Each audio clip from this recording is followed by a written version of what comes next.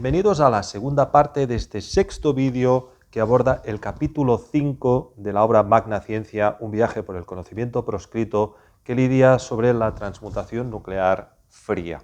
Tratar de resumir, para empezar, lo que se ha explicado en esta primera parte de prácticamente una hora es largo. Tendríamos que la mayoría, volvemos a ver una vez más la tabla periódica de los elementos, la mayoría de los elementos que forman parte de la litosfera terrestre, en un 99,2, hasta el hierro, elementos de número atómico inferior a 26, que sería el número atómico del hierro, transmutan con facilidad, sin liberar radioactividad, a temperaturas muy concretas. Me refiero a alcalinos, entre los elementos como el sodio, el magnesio, el potasio y el calcio, incluyendo el hierro, también halógenos, aunque en menor medida.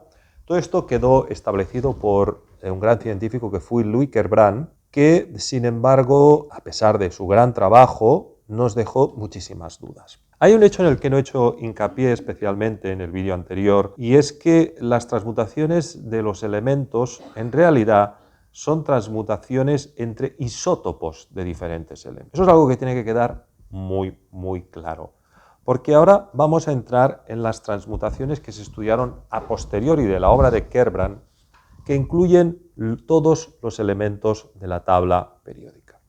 Como decía, el 99,2, de hecho incluso probablemente es más, el 99,5% de los elementos de la tabla, por ejemplo, la Tierra está constituida en un 50% de oxígeno, 25% de silicio, un 10% de hierro, un 6% de calcio aproximadamente, de manera que ya nos queda muy poco porcentaje para elementos tan sumamente importantes como puedan ser el estroncio, el plomo, el molibdeno, el cadmio.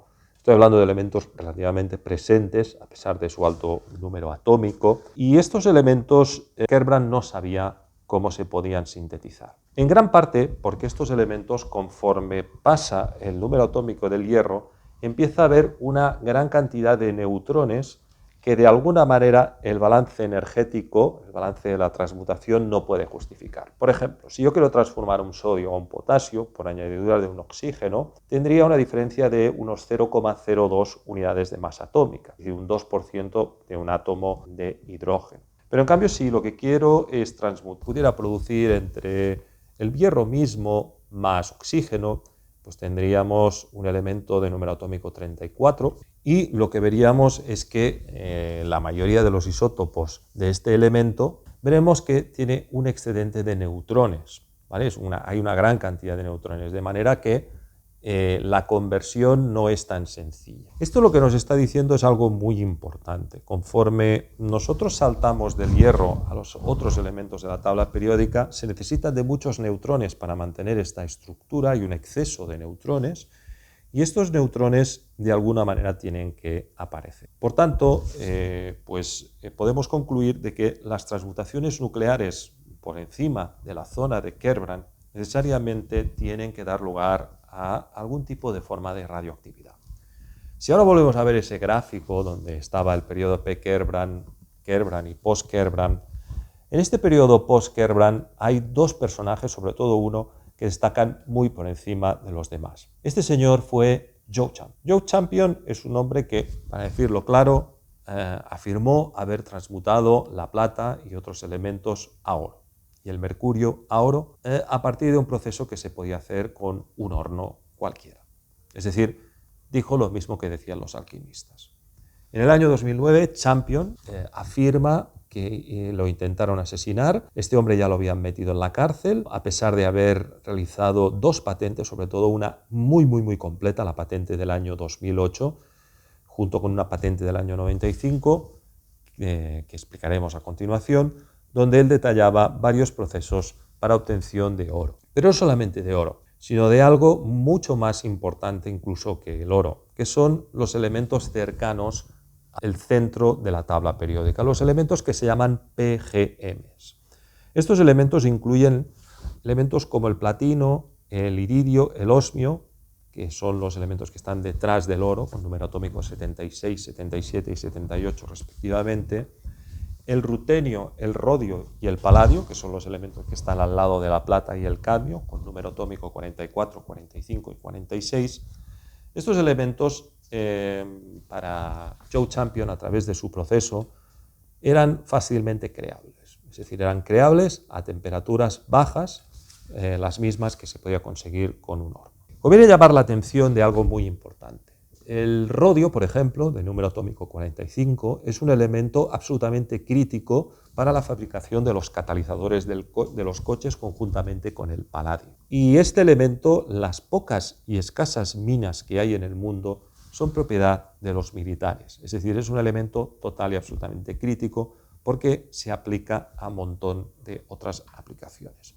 Como sabemos, hay elementos muy extraños dentro de nuestra tabla periódica. Por ejemplo, podría citar el caso del cerio, que es un elemento, es un lantánido, si no recuerdo mal, número atómico ahora no me acuerdo, pero el caso es que, por ejemplo, los circuitos y los conectores de las centrales nucleares no podrían funcionar si no fuera por el cerio. Y lo mismo podríamos decir del paladio. El paladio también es imprescindible para los catalizadores de los coches.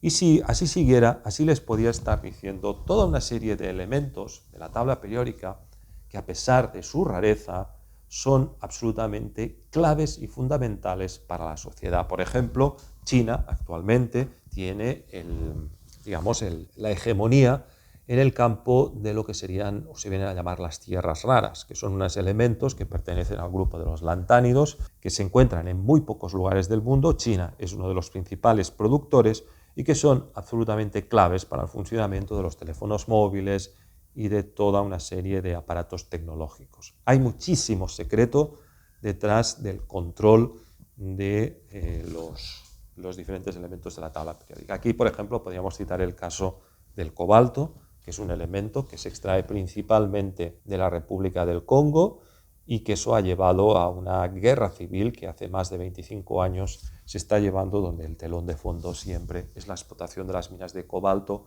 Y luego tendríamos el caso más famoso del coltán, que es una mezcla de dos elementos, como es en el tántalo y, si no recuerdo mal, el niobio y el cobalto, en una proporción muy concreta. Son elementos muy raros, que además combinados todavía son más raros, y que, de encontrarse en la naturaleza, se encuentran en lugares muy concretos, y los pocos que disponen de estos raros minerales, pues son situaciones de guerras y por la explotación de estos recursos minerales. No creo que les esté diciendo nada que ustedes ya no sepan de información que circula, ¿no? Información totalmente académica. Esto, evidentemente, lo digo porque dispara la idea de que los elementos de la tabla periódica se puedan sintetizar a la carta. En el anterior vídeo yo les expuse una patente del señor Philip Canárez que por eso decía que era un capítulo aparentemente ingenieril, porque realmente detrás hay muchísimo en la comprensión de la vida. Estamos aquí para comprender las leyes científicas. Evidentemente, la respuesta a la pregunta que algunos de ustedes, sobre todo los que conozcan de química y conozcan estos temas, estarán haciendo es: ¿se pueden sintetizar isótopos a la carta de elementos raros en la tabla periódica? La respuesta es que sí. La respuesta es que sí, y tenemos la teoría, la forma y la manera de hacerlo.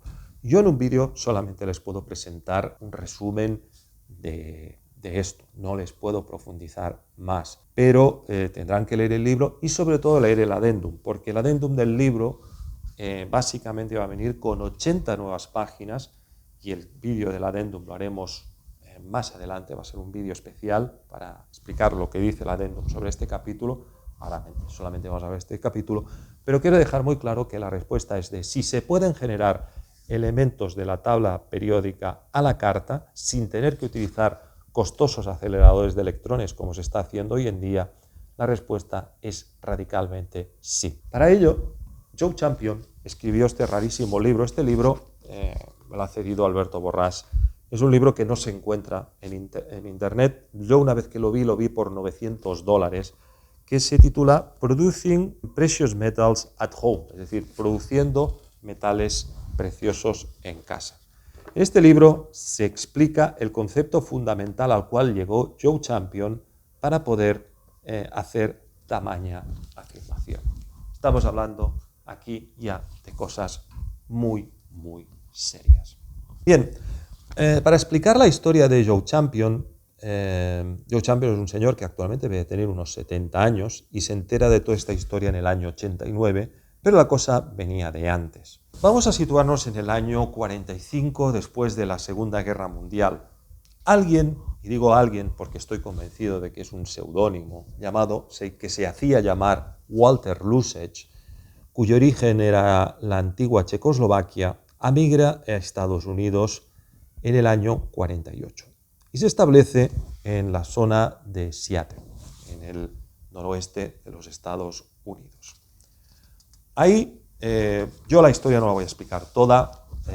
Si no tienen el libro, les puedo pasar los enlaces y los encontrarán en la descripción. Está en inglés, donde se cuenta esta historia que yo voy a explicar muy rápidamente.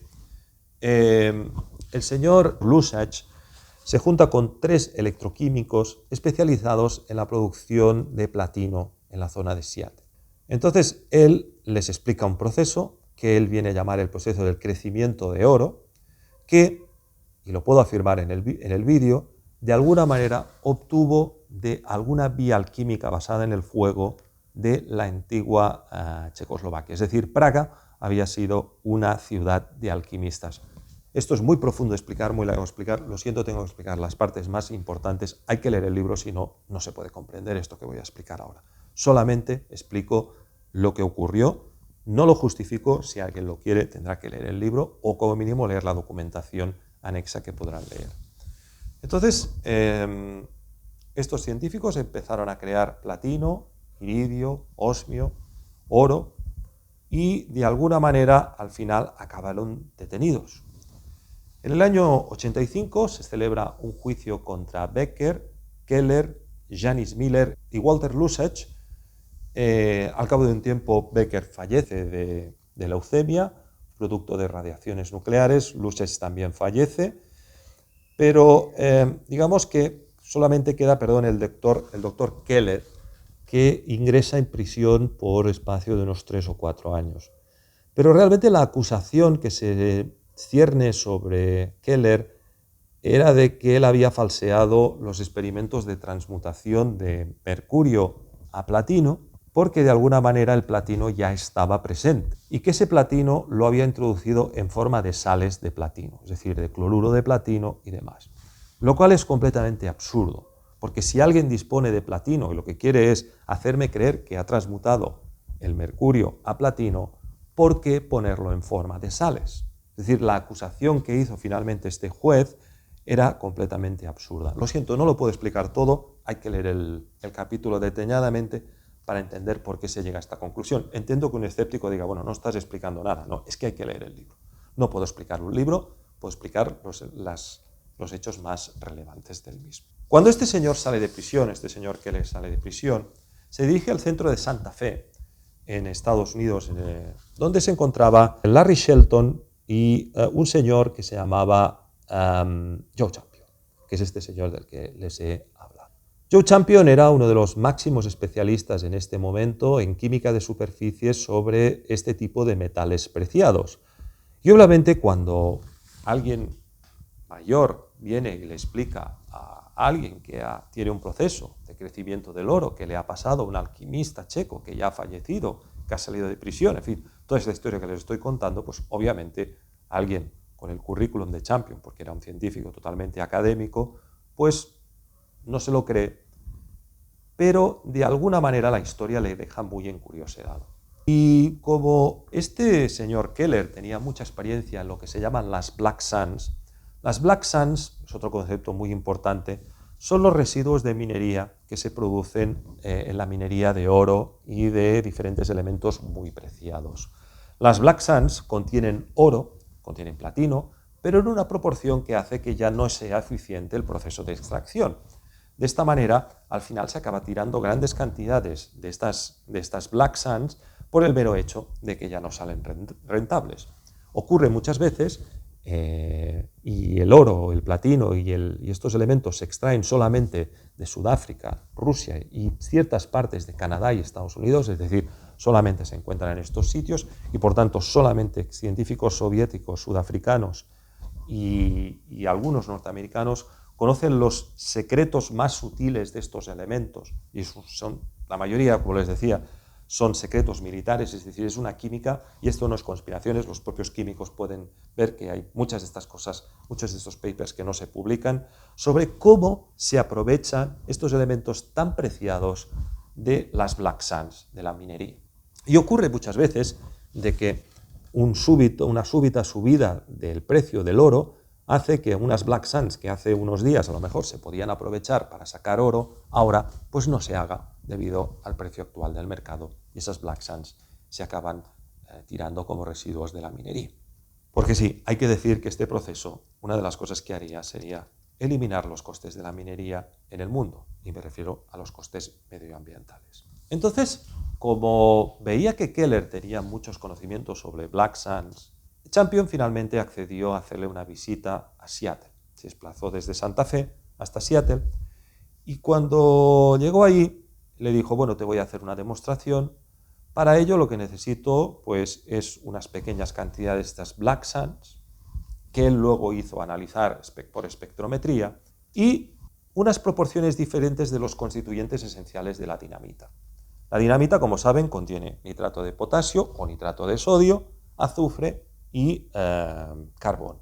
Estos tres componentes fueron descubiertos supuestamente por alquimistas chinos y se nos ha dicho desde siempre que, dentro de las grandes contribuciones que ha hecho la alquimia a la química, evidentemente ninguna ha sido la transmutación de los elementos, pero sí que la química moderna reconoce que la dinamita fue descubierta por los alquimistas.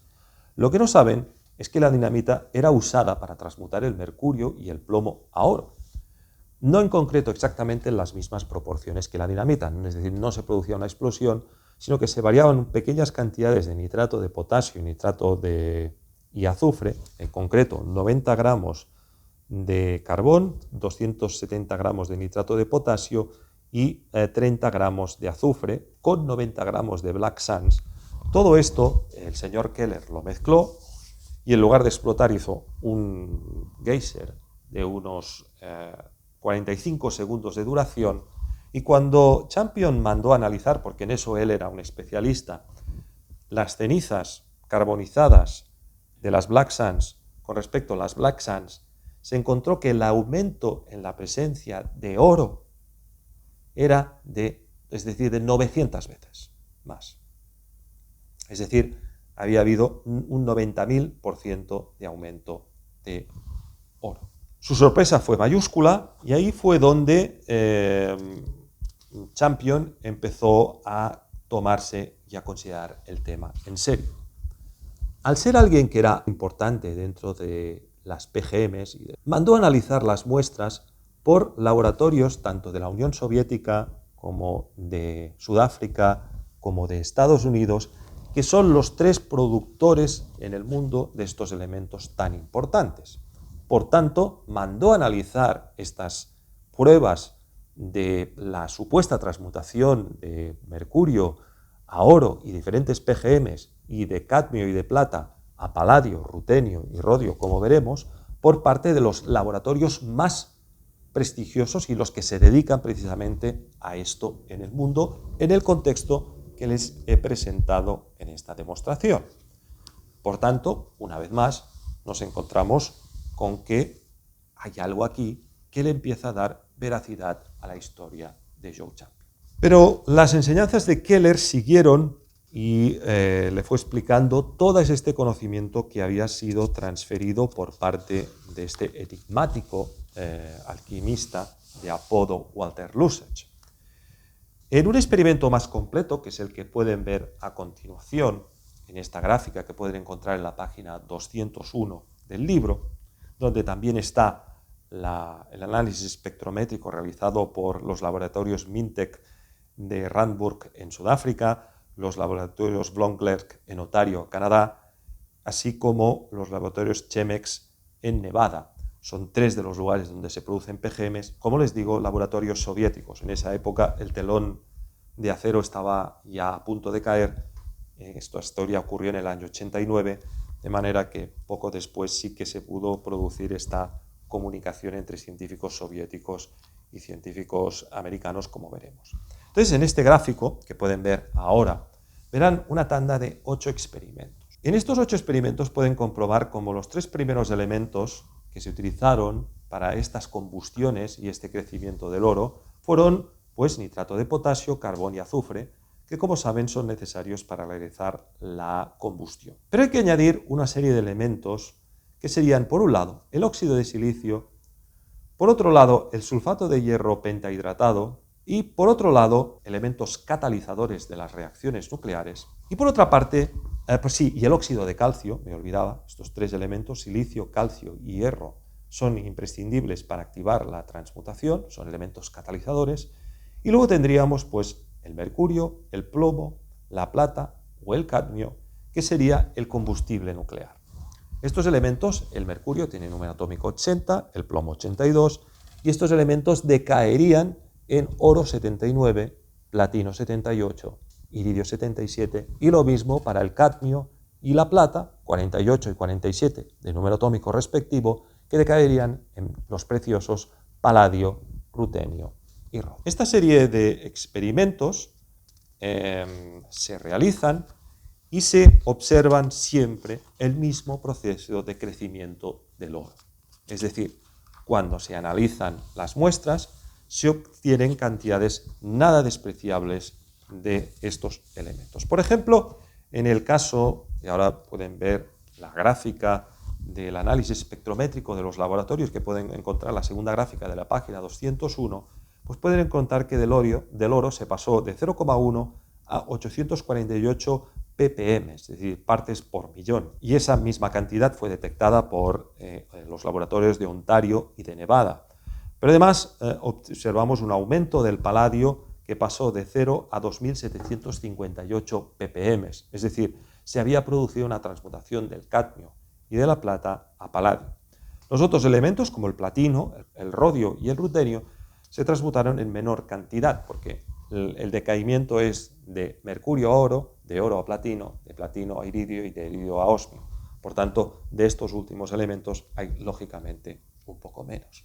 Lógicamente, si una vez esta ceniza era vuelta a calcinar, el proceso se catalizaba todavía más, hasta el punto de que llegaba un momento en el cual había una saturación y el oro dejaba de estar presente a nivel de ppm para pasar a estar presente en forma ya de pepitas y de cantidades que se podían ver a plena vista. Lo curioso del caso es que nos tenemos que situar pues, en el año que se hacen estos experimentos, estaríamos en el año 91-92.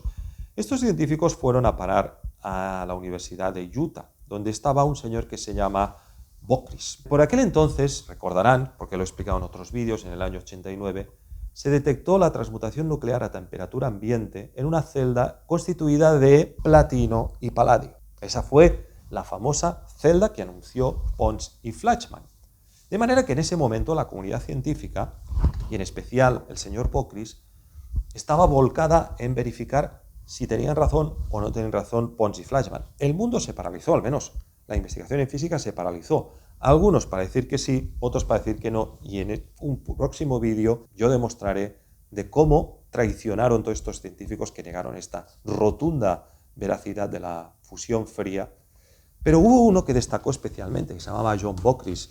John Bockris fue uno de los que más defendió la idea de que la transmutación era posible, junto a Jean-Paul Viverian y junto a otros químicos de superficies de la época. Y Bockris, además de validar la fusión fría, se encontró con que Joe Champion, con su proceso de crecimiento de oro, entraba por la puerta y le preguntaba si querían trabajar conjuntamente. De manera que Bockris montó un grupo de estudio junto con Champion y otros químicos que trabajaban para él. Uno llamado Bardav, otro llamado Vinevsky y un físico nuclear de origen chino llamado Wang Lin. Estos verificaron que el proceso Champion era correcto. Es decir, que John Bockris no solamente había dicho que la fusión fría y había participado en la fusión fría, pues había dicho que efectivamente pues, el proceso era cierto, sino que ahora se añadía a dar veracidad a las tesis del excéntrico caso de Joe Champion, que si ya era excéntrico lo otro para la comunidad científica, pues más todavía lo era esto. Nuevo caso que se... Entonces, Champion es detenido cuando regresa de un viaje a México, porque en México había también muy buenos espectrómetros de masas para detectar estos esquivos elementos. Se le acusa de pasar secretos a Muammar al-Gaddafi y a Castro, el dictador cubano, unas acusaciones completamente absurdas. Llevan a este hombre a la prisión y en prisión, después de un juicio donde ocurre lo mismo que le había ocurrido a Keller y a Becker y a Lusach 10 años antes, es acusado falsamente de estafa. Según Champion, en la prisión recibe la visita de un alto funcionario de los servicios secretos que le dice que lo pueden liberar a condición de que no produzca PGMs. Es decir, si sigue produciendo PGMs, Joe Champion será asesinado. Joe Champion, con tiempo por delante, realiza la patente donde detalla todo este proceso de crecimiento de oro y anuncia algo muy importante, que es la temperatura fonónica. La temperatura fonónica es algo, y no exagero, la fórmula de la temperatura fonónica es una fórmula que ahora pueden ver aquí a continuación, es la fórmula más importante que ha descubierto el hombre en todo el siglo XX y casi diría que hasta la actualidad. Es decir, su fórmula para nosotros, para los científicos proscritos, está a la misma altura que E igual a m por c al cuadrado para los científicos académicos. Es tan importante esta ecuación, tan importante este descubrimiento, que realmente es uno de los momentos en los que se me hace mucho más difícil poder resumir. ¿Qué nos dice esta ecuación?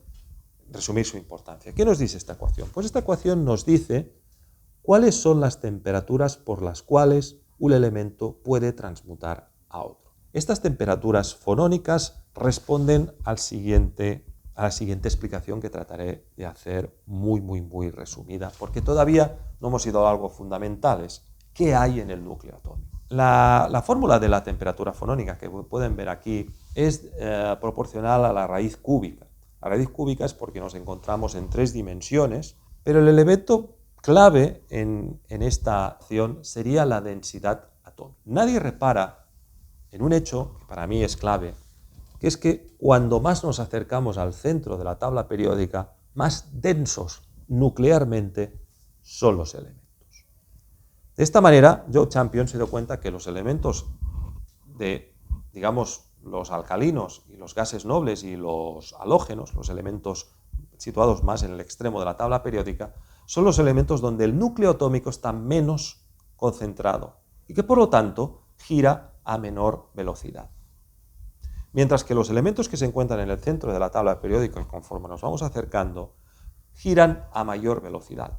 Por consiguiente, los núcleos atómicos de los elementos centrales de la tabla periódica son los elementos más compactados y por tanto son los elementos cuyo núcleo atómico se debe de encontrar en una estructura geométrica más compleja. Esto respondería al hecho de que primero sean tan escasos y segundo tengan propiedades tan puras. El oro, conviene recordarlo, es un elemento que no puede ser diluido por ningún ácido, a excepción de una mezcla completa de ácido clorhídrico y ácido nítrico. El oro es un elemento dúctil y maleable. Un solo hilo de oro de pocos miligramos puede llegar a tener kilómetros. ¿Por qué? Porque un átomo de oro puede llegar a ponerse al lado de otro átomo de oro y hacer un hilo hecho solamente de este elemento. Estas son propiedades que desconciertan completamente a los químicos. Sobra decir que el oro, al igual que el platino y el iridio, son elementos inoxidables. De hecho, el iridio, que es el elemento más raro de la Tierra, solamente se extraen 3 toneladas al año y es imprescindible para entrar y salir del planeta, si no fuera por el iridio. Las praderas espaciales están hechas de iridio, en la parte de la punta, esa parte negra está hecha de iridio, porque es el único elemento que puede resistir las temperaturas que se producen por el rozamiento cuando entran en la atmósfera. Bueno, pues el iridio, por ejemplo, es diluible solamente en esta mezcla de clorhídrico y nítrico, que se llama agua regia, que fue descubierta por los egipcios, por cierto, a temperaturas muy altas.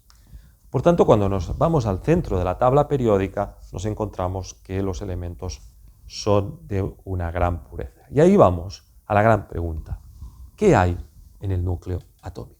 Para responder a la pregunta de qué hay en el núcleo atómico, tenemos que hacer un alto en la historia de Joe Champion para irnos a la historia proscrita del núcleo atómico. Porque para los físicos, y eso es lo que nos dirán en cualquier sitio, el núcleo atómico está constituido de protones y neutrones. Pero los químicos saben perfectamente de que los electrones que se distribuyen en los orbitales de valencia siguen órbitas muy concretas y geométricamente perfectas. Esto la cuántica lo ha establecido. Sin embargo, para los físicos, los protones y los neutrones están, digamos, puestos ahí sin ton ni son, amalgamados sin importar muy bien su geometría. Si nos situamos en un intento que ha hecho la física por tratar de explicar qué hay en el núcleo atómico, mucho más allá de la física nuclear desarrollada en los años 40, tendríamos que hablar de personajes como John Thomson, Gilbert Newton Lewis, autor de la estructura de Lewis, y Otto Hahn, muchos de los cuales fueron premios Nobel. Estos científicos fueron los primeros de ver que cuando aumenta el número atómico hay alguien que se está llevando la masa. Esa masa es el neutrón. Aquí podemos ver un gráfico donde vemos que si tenemos el número de neutrones y el número de protones, vemos que conforme aumenta el número atómico, el número de neutrones aumenta de manera exponencial. Entonces, alguien se estaba llevando esta masa. Entonces, se determinó que esa masa se la estaba llevando el neutrón. Pero entonces venía la pregunta: ¿cómo se formaban estos neutrones? Y hubo un científico proscrito que se llamaba William Draper Harkins, que había sido el primero en detectar el neutrón antes que sus oficiales descubridores, que fueron estos señores que ven aquí, Chadwick y Perrine, por los cuales recibieron el premio Nobel. Es decir, estos señores le robaron el premio Nobel a Harkins, porque Harkins fue el primero en decir, y esto es muy provocativo, que un neutrón es un protón más un electrón. Entonces cualquier físico dirá: eso no puede ser, porque el neutrón tiene una masa de 1956, el protón tiene una masa de 1928, el electrón tiene una masa de 1, y eso no cuadra. Gracias a nuestro modelo nuclear, y es imposible explicarlo en un vídeo, veremos que eso sí cuadra cuando entremos en el capítulo 6. Pero decirles que durante un tiempo el primer modelo atómico pensaba que esto era así. Nos situamos más o menos en el año 30, cuando había esta discusión del protón más electrón da lugar a neutrón, que se produce algo que ya he hablado en anterioridad y que fue uno de los hechos que más destruyó la física etérica. El segundo hecho que destruyó más la física etérica, la famosa Convención de Copenhague. En la Convención de Copenhague había un problema encima de la mesa que era superior a lo que los físicos creen. Es decir, los físicos nos dicen que en la Convención de Copenhague se juntó la teoría de Schrödinger, de Heisenberg y Dirac, que era una teoría unificada y demás, y que por eso fue la gran convención donde fueron todos, Langmuir, etcétera, etcétera. Pero eso no es exactamente así. El principal problema que tenían los físicos en ese momento es cómo explicar la desintegración nuclear beta. Porque estaban viendo de que en la desintegración nuclear beta tenemos dos tipos, la beta más, la beta menos. La beta más es el decaimiento de un hierro, por ejemplo, hierro 56, puede decaer en manganeso 56 más un positrón que sale disparado a gran velocidad. Mientras que puede haber la beta menos, que es una transmutación en la cual pues, se gana un número atómico, se gana un neutrón. Verán los gráficos aquí. Entonces, aquí, por ejemplo, pueden ver dos ejemplos de transmutación nuclear beta, tanto positiva como negativa. Entonces, la pregunta es: ¿cómo puede un electrón o un positrón, esta es la pregunta clave, tener tanta energía cinética? Entonces, claro, Harkins lo decía, el núcleo atómico tiene que tener electrones, porque neutrón tiene que ser protón más electrón. Pero como el clan cuántico no podía dar una explicación a todo eso, se decidió la absurda idea de que el núcleo atómico estaba constituido de algo diferente, que se excitaba por un mecanismo que se desconocía y que se emitían estos electrones y positrones, pero que estos electrones y positrones se creaban. Sí, es muy complicado de explicarlo. Yo les explicaré básicamente una metáfora para que ustedes creo que lo puedan entender. Imagínense que ustedes están en una prisión. La prisión sería el potencial coulombiano, es lo que mantiene unido las cargas positivas dentro de un núcleo atómico. Es un potencial coulombiano que hace que las cargas positivas se repelan, pero a partir de cierto punto, que es la distancia nuclear, se atraigan. Para eso los físicos se tuvieron que inventar una fuerza. Las fuerzas nucleares no existen. Las fuerzas nucleares son casos concretos de fuerzas vorticiales etéricas eléctricas. Pero la física lo que venía a decir es hay unas fuerzas nucleares que no tienen nada que ver con las electromagnéticas. Es decir, la repulsión protón-protón o la atracción protón-electrón no tiene nada que ver con el hecho de que en un momento dado protón-protón se atraiga. Porque ahí entra en juego una fuerza que es totalmente diferente a esta, que es la fuerza nuclear, y que por tanto puede estar atrayendo dos protones en una distancia muy concreta, pero en el núcleo atómico solamente pueden haber unas estructuras que no tienen nada que ver con las estructuras que están en el envoltorio, es decir, electrones. Esto no tiene ningún sentido porque es como les decía, es decir, si de una prisión vemos que salen prisioneros que se escapan a gran velocidad, pues quiere decir que esos prisioneros estaban en la prisión, no que esos prisioneros conforme dentro de la prisión son otra cosa y luego cuando salen se convierten en otra cosa. Es decir, la cuántica llega a contradicciones y resultados completamente absurdos que son muy difíciles de explicar, pero que los físicos se creen, como que una partícula puede estar en dos sitios a la vez, es decir, cosas completamente absurdas y kafkianas, ¿no? Que la física vorticial las responde de una manera lógica, es decir, no, los electrones están en el núcleo y salen disparados por un proceso que desconocemos, pero es así. Entonces, en los años 50 hubo un sacerdote que se llamaba Carlo Borghi, que tenía acceso a financiación directa del Vaticano, que decidió realizar un experimento que debía de cambiar completamente la física del plasma. Él cogió hidrógeno, lo subió de temperatura hasta que el hidrógeno se convertía en un plasma y lo bajaba de temperatura. Lo subía de temperatura, se convertía en un plasma, lo bajaba de temperatura. Cuando esto ocurre, en el plasma, el hidrógeno se separa su carga positiva por su parte negativa, es decir, los protones y los electrones. Pero cuando se vuelve a enfriar rápidamente, algunos electrones eran absorbidos por estos protones y se convertían en neutrones. Y por tanto, el hidrógeno se convertía en deuterio. Borghi descubrió que después de hacer varias veces este proceso de subida y bajada de temperatura súbita y de ionización plasmática del hidrógeno, encontraba una nada despreciable cantidad de un 1,1% de deuterio. Por consiguiente, Borghi llegó a la conclusión de que Harkins tenía razón y que efectivamente el neutrón estaba constituido de un protón más un electrón. ¿Vale? Es importante decir que esta afirmación que hay en la página 205, si tienen la primera versión, es equivocada. Es decir, el neutrón es la suma de un protón y un electrón. Entonces, Borghi creó el primer modelo nuclear, el modelo nuclear Harkins-Borghi, donde, además de eso, se tenía muy claro dos cosas. La estructura fundamental del núcleo atómico está constituido de isótopos de helio. De esta manera podemos ver que cuando nosotros subimos en la escala atómica, me refiero de 2 en 2, vemos que de helio saltamos a berilio, de berilio a carbono, de carbono a oxígeno, de oxígeno a neón. Todos estos son saltos en número atómico de 2. Vemos que estos elementos pueden tener diferentes isótopos, mientras que los elementos de número atómico impar, por ejemplo, el litio, el boro, el nitrógeno y así sucesivamente, solamente tienen un único isótopo O2. Esto es debido a que la estructura fundamental del núcleo atómico, además de que protones, neutrones, protón más electrón, además de esto, el constituyente esencial del núcleo atómico es lo que se vino a llamar el modelo alfa Harkins-Borghi, porque lo que consideraba es que, por ejemplo, un elemento como pueda ser el hierro, que tiene número atómico 26, en realidad está constituido de 13 núcleos alfa, es decir, 13 por 2, 26, que es el número atómico del hierro.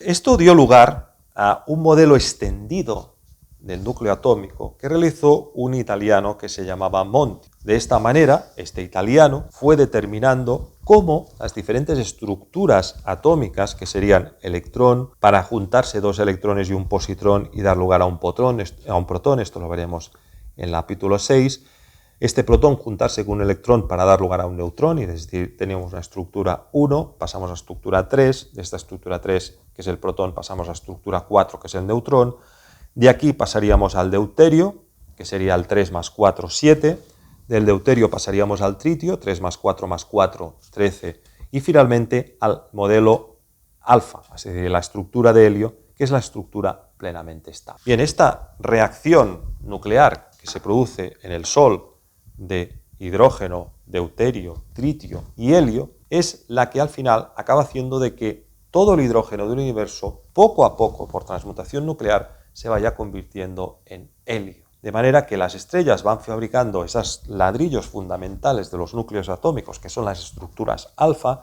y luego estas estructuras alfa dan lugar a 3 alfa carbono, 4 alfa oxígeno, 3 alfa más 4 alfa silicio, y así sucesivamente con el calcio y con el hierro. Es decir, gracias al modelo nuclear de Harkins-Borghi, luego extendido por Monti y finalmente extendido por Artur Sala, llegamos a la conclusión de que esta estructura 1, 3, 4, este fractal, se va repitiendo, siempre y cuando consideremos la estructura vorticial de la materia. Esto que estoy explicando no pretendo que lo comprendan en un vídeo. Hay que leer el libro, hay que profundizar, pero todo esto soluciona prácticamente todos los problemas de la física académica. La teoría de la unificación entre las 4 fuerzas, como veremos, no tiene ningún sentido, porque las fuerzas nucleares son casos particulares del comportamiento vorticial del electromagnetismo. Por consiguiente, no tiene ningún sentido unificar aquello que nunca ha estado separado. Es decir, son diferentes comportamientos de una misma unidad fundamental.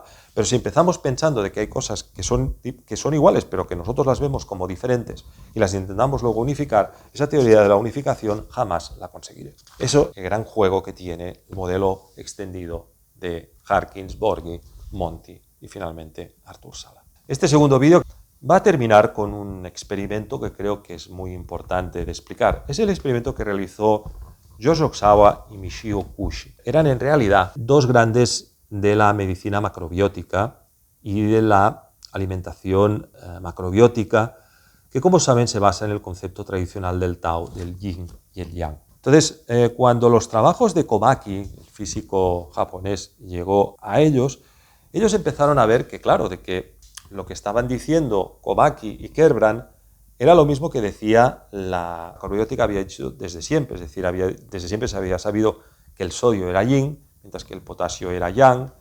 Sabiendo esto y sabiendo de que el núcleo atómico está constituido de estructuras alfa, ellos hicieron un experimento que consistía en que en 2 varillas de carbono sobre polvo de carbono de una pureza del 100%, hacer pasar un arco eléctrico en diferentes grados de voltaje y amperaje. Aquí pueden ver la patente que desarrollaron Ohsawa y Kushi, una patente que está en francés porque ahí intermedió también Louis Kerbrand y Komaki para su realización. Al final de todo van a ver un vídeo que se ve donde se hace pasar un arco voltaico en carbono. El carbono es estructura 3 alfa y dentro del aire tenemos oxígeno, que es estructura 4 alfa, número atómico 8, 4 por 2, 8 y nitrógeno, ¿vale?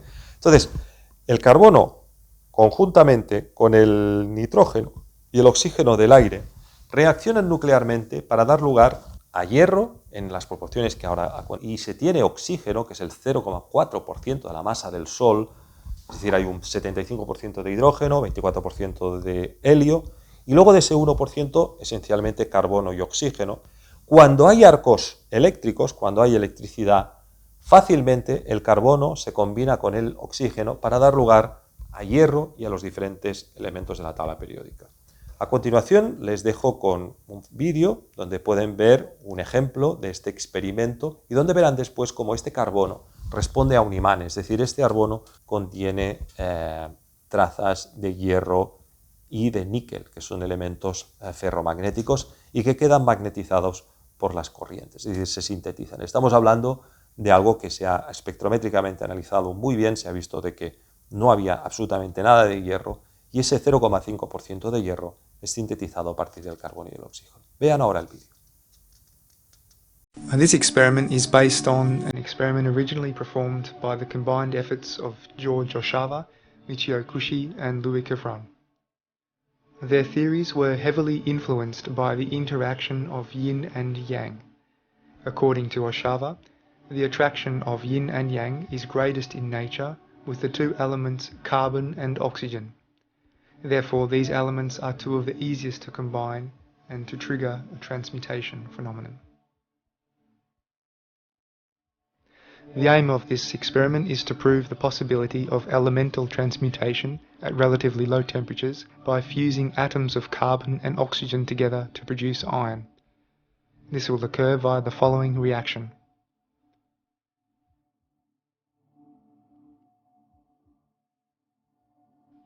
The equipment used in this experiment are the following: one 9-volt 1000 mA transformer, one graphite rod for the electrode, carbon powder, and one copper dish. The first step is to show that carbon is a non-magnetic substance. This is demonstrated by placing a strong magnet close to the carbon powder and observing that the carbon is not influenced. The carbon is actually diamagnetic, which means that it has a magnetic field in opposition of an externally applied magnetic field.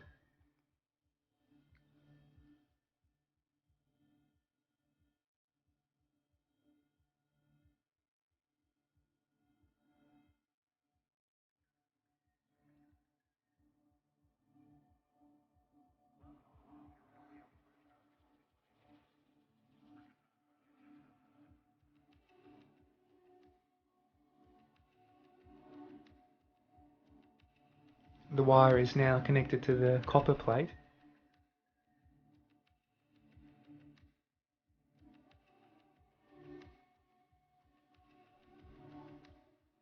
The graphite powder is now placed onto the copper plate, ready for the experiment. And now I begin striking the graphite electrode against the copper plate on top of the carbon powder in order to produce electrical sparks.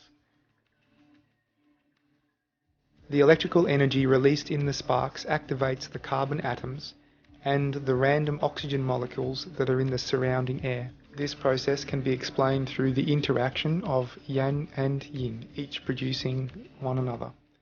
The yang excitation produces a yin expansion, followed by a yin cooling, producing a yang condensing, and finally fusion. The carbon powder is then placed onto a piece of paper and its magnetic properties tested. As we can observe, some of the particles are attracted towards the magnet, indicating that magnetic elements are now present in the powder.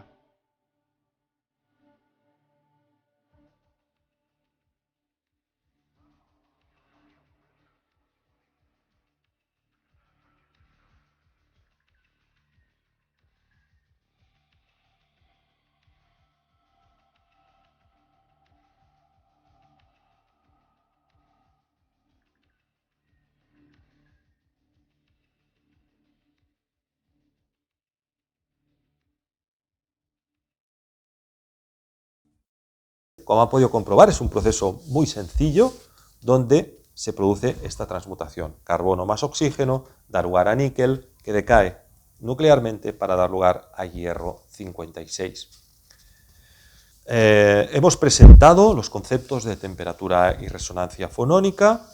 Queda mucho por decir sobre Joe Champion. Ahora entraremos en otros casos muy interesantes, como es el caso de Alex Putney y el grupo de científicos ucranianos Proton 20. Bienvenidos a este tercer vídeo sobre el capítulo 5, el capítulo más largo de Magnaciencia, un viaje por el conocimiento proscrito. Llevamos ya 2 horas de vídeo, son 2 horas para explicar conceptos muy complejos, muy densos. Este vídeo, como les decía, tan solo pretende dar unas pinceladas introductorias, pero es un tema apasionante, el tema de la transmutación nuclear fría.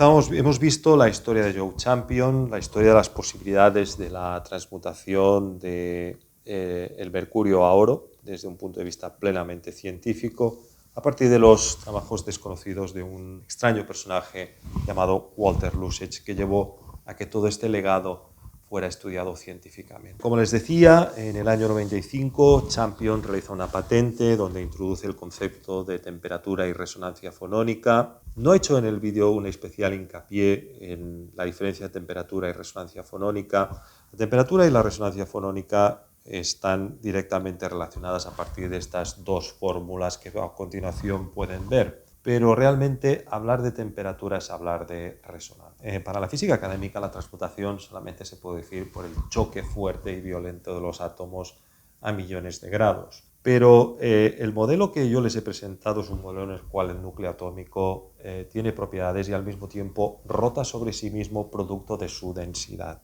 De esta manera, si ustedes han visto, por ejemplo, la película 2001, al principio hay un momento en el cual hay una estación espacial que está girando sobre sí misma. Y entonces hay una nave que se tiene que encabecer dentro. ¿Cómo lo hace esta nave? Pues lógicamente girando exactamente a la misma frecuencia a la que gira la Estación Espacial Internacional. ¿Cuáles son las dos maneras de hacer las cosas en física nuclear? La primera es, por potencia, voy a insertar una determinada partícula dentro de un núcleo. Por ejemplo, yo inyecto protones a muy alta potencia en un átomo de silicio y lógicamente esto me transmutará pues al siguiente elemento que sería el fósforo. ¿Vale? Y tendría fósforo 15. Silicio 14, mando un protón que es 1, tendría fósforo 15. Eso siempre se puede hacer y es lo único que reconoce la física nuclear académica que se puede hacer. La física nuclear proscrita lo que nos dice es que el núcleo atómico está compactado. Esta compactación depende de su densidad, depende de una componente tridimensional de su estructura cristalina. Pero lo que nos dice es que si yo encuentro una temperatura por la cual el hidrógeno gira el núcleo atómico del hidrógeno gira a una determinada frecuencia que coincide con la frecuencia de giro del átomo de silicio, esta estructura se incorporará en su interior sin tener que utilizar grandes aceleradores de protones, ni grandes aceleradores de energía, ni cantidades ingentes de energía. Este es el proceso por el cual la naturaleza produce sus transmutaciones nucleares. Entonces, la gracia de la temperatura fonónica es que Lucas-Brand, como les decía, vio que las transmutaciones se producían por añadidura de un hidrógeno, por añadidura de un oxígeno, se producían a 37 grados, pero no sabía explicar por qué. Ahora lo sabemos. En 37 grados, el núcleo de hidrógeno y el núcleo de oxígeno giran exactamente a la misma frecuencia. El oxígeno tiene 8 protones y 8 neutrones, el hidrógeno tan solamente tiene un neutrón, pero este neutrón está girando exactamente a la misma frecuencia, que son 3.700.000 y pico hercios aproximadamente a 37 grados. Por consiguiente, cuando esto ocurre, la estructura del hidrógeno se puede insertar dentro del núcleo en cuestión, por ejemplo. ¿Por qué? Alguien se puede preguntar, ¿por qué el sodio más oxígeno da lugar a potasio? Porque dentro del sodio, que tiene un número atómico 11, también está encabecido el 8 más 3, de manera que la resonancia entre un hidrógeno 1 o un oxígeno 8 del interior del núcleo del sodio resuena con la estructura 8 de un átomo de potasio 19. De esta manera, es como al rotar el hidrógeno y el oxígeno a la misma frecuencia, estas estructuras se pueden encabezar. Dicho esto, y en palabras entendedoras, hay una temperatura concreta para la cual un elemento puede transmutar a otro elemento, bien sea resonando toda la estructura atómica o bien sea resonando solamente una. Toda esta investigación, que está explicada en la patente del año 95 y luego ampliada con muchísima información más en la patente 2008 de Joe Champion. Joe Champion, me he olvidado de decir, desaparece en el año 2011 después de haber recibido varios intentos de asesinato, haber aparecido en un documental. Joe Champion es un enigma, hace más de 9 años que no sabemos dónde está, probablemente haya sido asesinado. Pero toda esta información fue a parar a un norteamericano que reside actualmente en La Maná, que se llama Alex Putney. Y este hombre es un hombre que tiene una web que se llama Human Resonance y tiene una gran cantidad de libros que hace muchos años que él regala. Estos libros incluyen muchas temáticas, la Atlántida, continentes perdidos. Él afirma de que procede de una familia, los Putney, una familia aristocrática, cuyos orígenes se remontarían en la antigüedad. Bien, en fin, la web de Human Resonance es una web completísima, con una cantidad de información que solamente este chaval, que debe tener pues, unos 38 años actualmente, lleva años publicando y poniendo información sobre Edgar Cayce, sobre Nikola Tesla y demás. Pero a mí me llamó particularmente la atención su estudio sobre la resonancia fonónica, sobre esta idea de estudiar las diferentes temperaturas de fusión y de transmutación de los elementos, ¿no? Entonces Champion, por ejemplo, se encontró de que a 43,16 grados centígrados la plata transmuta a oro. Entonces Putney utilizó la bacteria Saccharomyces cerevisiae. Ya les he dicho en el primer vídeo que Louis Kerbrande encontró que las levaduras y los hongos son los principales transmutadores de los elementos, pues él utilizó en un sistema que se llamaba Geyser Reactor, donde sometió unas levaduras junto con plata a una temperatura de 43,16 grados, muy concreta. Se produjo la resonancia entre la plata y el oro, y Putney afirma haber transmutado plata a oro en estas formas que podemos ver en estas fotografías, ¿no?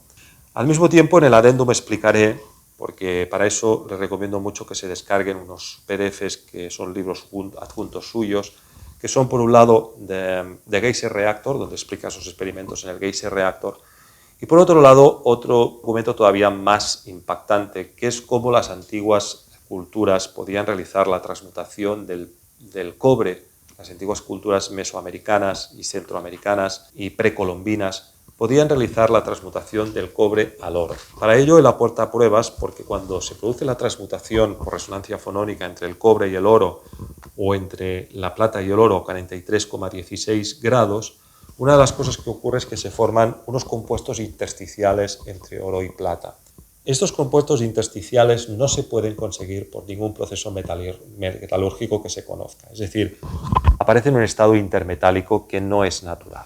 Es un estado que se ha provocado por esta transmutación. Bueno, Putney ha estudiado diferentes casos de diferentes resonancias fonónicas. Por ejemplo, el aluminio puede transmutar a oro a 302,9 grados, el aluminio puede transmutar a plata a 283, es decir, él ha encontrado múltiples transmutaciones por resonancia fonónica, ¿no? Por este concepto que les explicaba. Uno de los papers más interesantes que ha publicado Putney es un paper donde analiza las transmutaciones nucleares en animales de sangre fría, ¿no?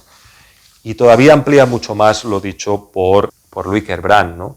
Por ejemplo, hoy en día sabemos que hay dos elementos que son muy tóxicos en sangre, que son el cobalto y el vanadio, ¿no?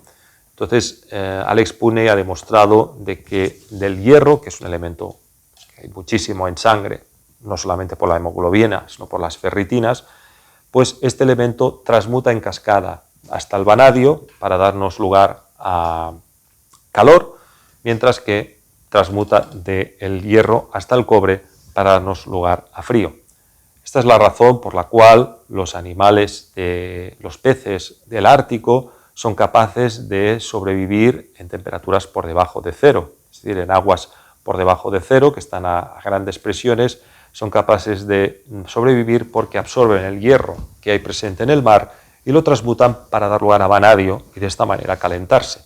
Al revés, con los peces de aguas calientes. Los peces de aguas calientes, especialmente una de las cosas que hacen es excretar cobre, ¿vale? Es decir, absorben ese hierro y ese hierro lo transmutan primero a cobalto, luego a níquel y finalmente a cobre. Bueno, todas estas transmutaciones están explicadas en el libro, son complejas. Yo les dejaré, si no tienen el libro, los papers en los cuales se basa este genial norteamericano que es Alex Putney. Pero es que Alex Putney, una de las cosas que ha descubierto es que lo que en realidad ocurre son transmutaciones mucho más complejas que las que descubrió Louis Kerbrande con las Saccharomyces cerevisiae cuando pasaba de unas pequeñas cantidades de sodio a unas pequeñas cantidades de potasio. Como saben, la Saccharomyces es una bacteria aeróbica, se alimenta de oxígeno y desprende nanogotas de CO2. Según Putney, estas nanogotas de CO2 son las que se inyectan luego dentro de la estructura nuclear de la plata para dar lugar a el oro. Curiosamente, todos los carbonos se convierten en neutrones, es decir, los 12 protones se convierten en 24 neutrones, esos 24 neutrones los necesita para que el balance de masas cuadre.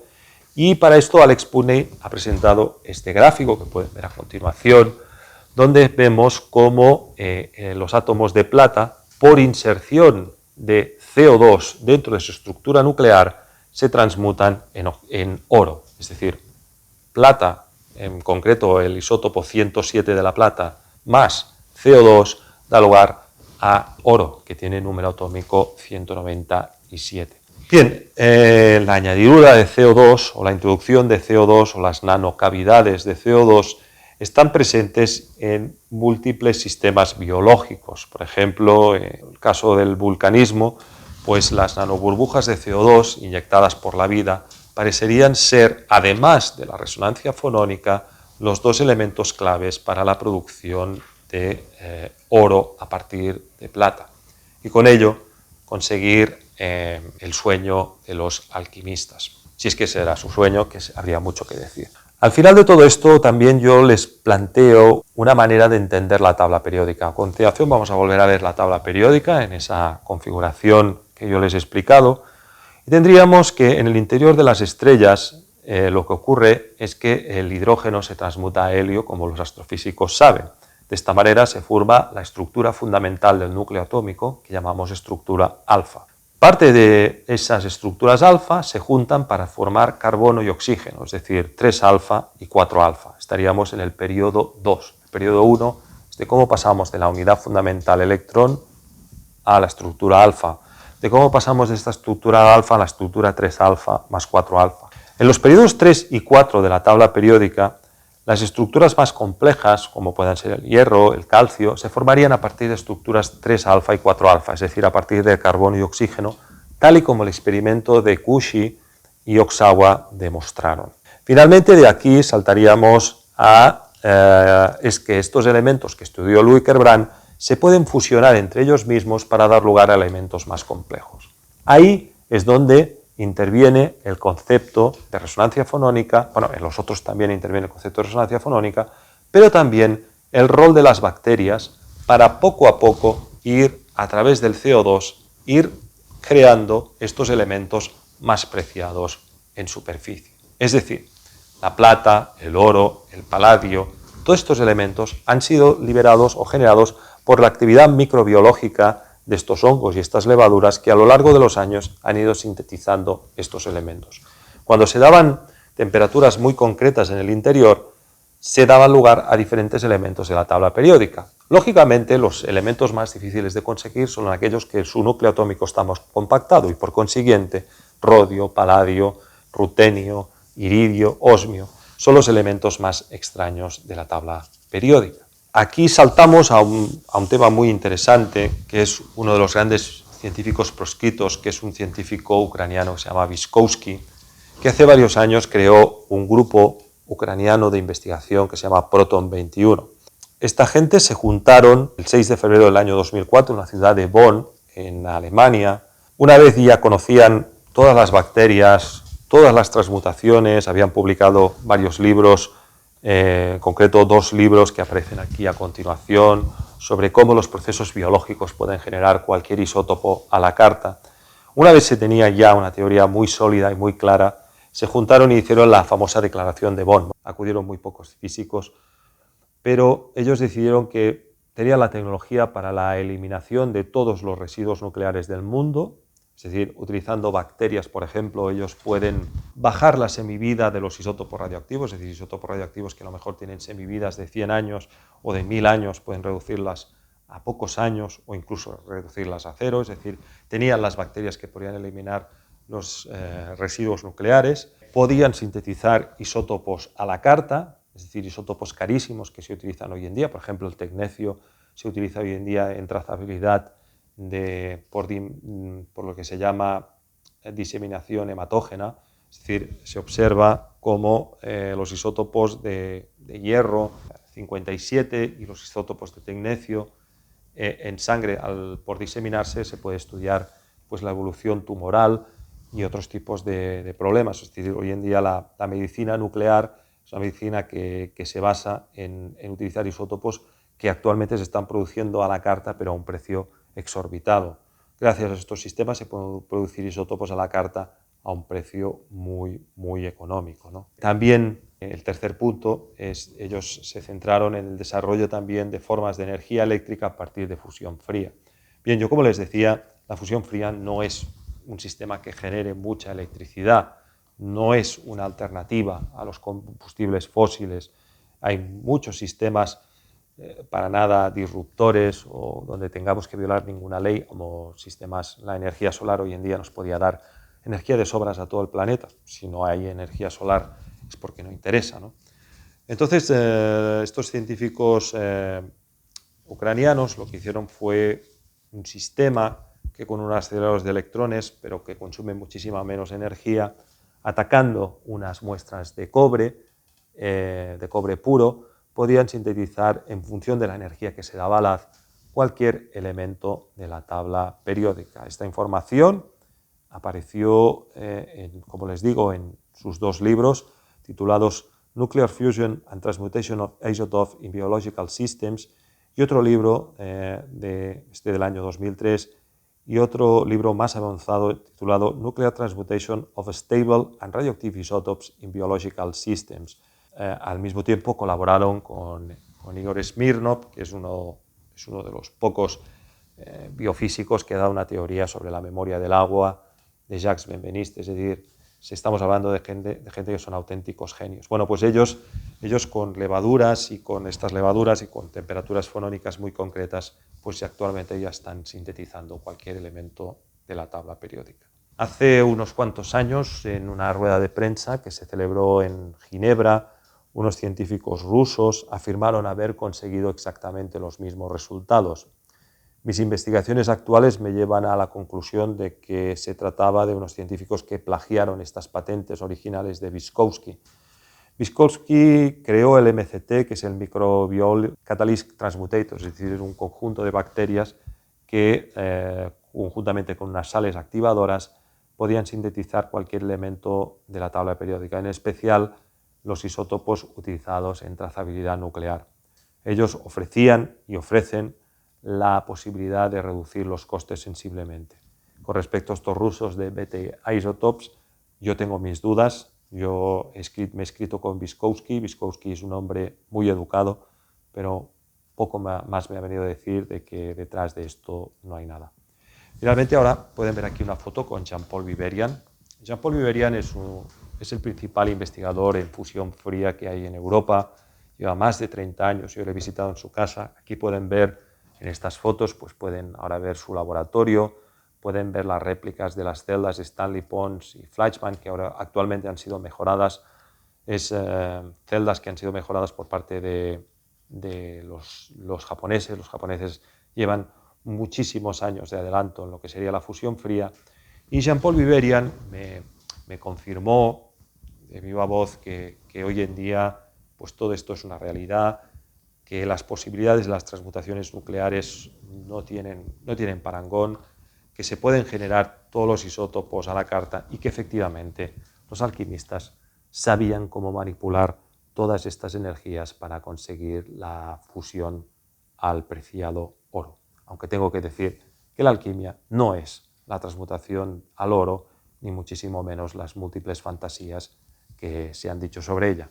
Hablaremos sobre lo que verdaderamente es la alquimia en el capítulo 7, es una ciencia sagrada, pero quisiera terminar este larguísimo capítulo diciendo que probablemente haremos un cuarto vídeo, pero no hoy, porque es sobre el adendum, y el adendum en las fechas que estoy grabando este vídeo, más o menos estamos a principios de agosto, todavía no ha salido, por tanto lo haremos más adelante, donde extenderemos estas afirmaciones de por qué el cobre puede transmutar a oro y al mismo tiempo de si es verdad que los antiguos egipcios dominaban la transmutación del plomo al oro. Para ello hablaremos la historia de un enigmático alquimista que trabajó para los nazis, que se llama Franz Tausen.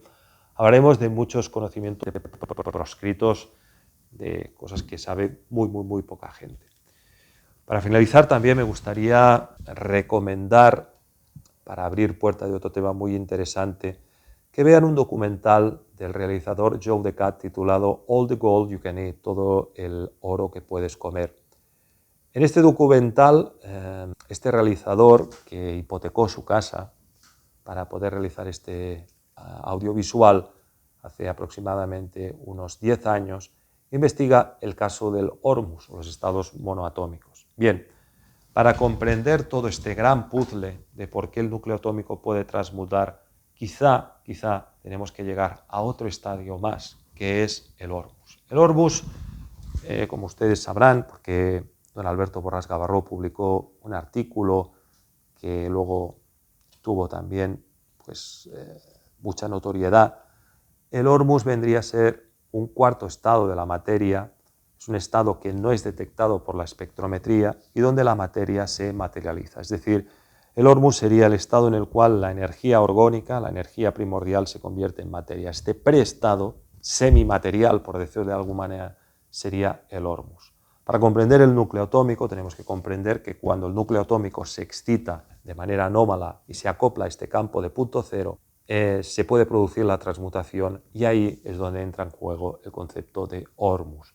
El Hormuz será explicado en el libro 3, pero no exagero cuando digo que si la resonancia fonónica es la fórmula matemática más importante que se ha descubierto en Urca, el Hormuz es la confirmación de esta ecuación en forma de lo que probablemente forme parte del interior de nuestro planeta. Es decir, el interior de nuestro planeta probablemente se encuentre en estado Hormuz, es decir, en la materia que integra el interior de nuestra estrella esté en un estado dimensional, y ahora sí lo voy a decir, superior, de manera que sea indetectable para nuestros sistemas de espectrometría. Es decir, el interior de nuestro planeta está en un estado dimensional diferente del nuestro. Gracias a la comprensión de los estados monoatómicos y de la transmutación nuclear, podemos demostrar varias cosas. Primera, la bioenergía en realidad es una transmutación nuclear. Segunda, el aura en realidad es el resultado de las transmutaciones nucleares que se producen en los seres vivos. Tercero, la materia, antes de formarse, está en un estado prematerial que llamamos Hormuz. Este estado es el estado que se encuentra en el interior de nuestro planeta en su práctica totalidad. Y cuarto, que lo que en realidad hay en el interior del Sol también es un estado dimensional diferente. Es un estado donde la materia se convierte por compactación y resonancia con el mar de energía etérica que engloba todo el universo. Muchas gracias por su atención. Finaliza aquí este tercer y largo vídeo sobre el capítulo 5. Espero que haya sido de su atención. No olviden darle el like a este vídeo, no olviden colgarlo en las redes sociales. Visiten la página web artursala.com. Ahí hay mucha información actualizada sobre esta obra que no puede parar y espero que toda esta información les haya servido como mínimo para abrirles la mente a nuevas posibilidades. Ya por último decir, nada de lo que dice Magna Ciencia contradice la física académica, sino que la amplía. Cuando nosotros introducimos en la idea de éter, pues pasamos a entender muchos procesos biológicos que hoy en día no se entienden. Volvamos al ejemplo básico. Vauquelin y Lavoisier. ¿Lavoisier tenía razón? Sí, Lavoisier tenía razón. Cuando no entra en juego la vida, la cantidad de átomos antes y después son los mismos. Cuando entra en juego la vida es capaz de coger un átomo, de dividirlo, de materializarlo y tal, porque la vida es, en definitiva, lo que hay entre la physis y la conciencia. La vida es el puente entre estas dos realidades que están las dos unidas por una misma realidad. La física etérica nos da explicación a todo, nos ofrece una base lógica y Magna Ciencia pretende mostrar esto. Muchas gracias por su atención y les espero en el siguiente vídeo donde abordaremos el capítulo 6 sobre la obra Magna Ciencia, un viaje por el conocimiento proscrito, donde abordaremos un nuevo modelo nuclear que sale de todas estas explicaciones dadas. Les espero.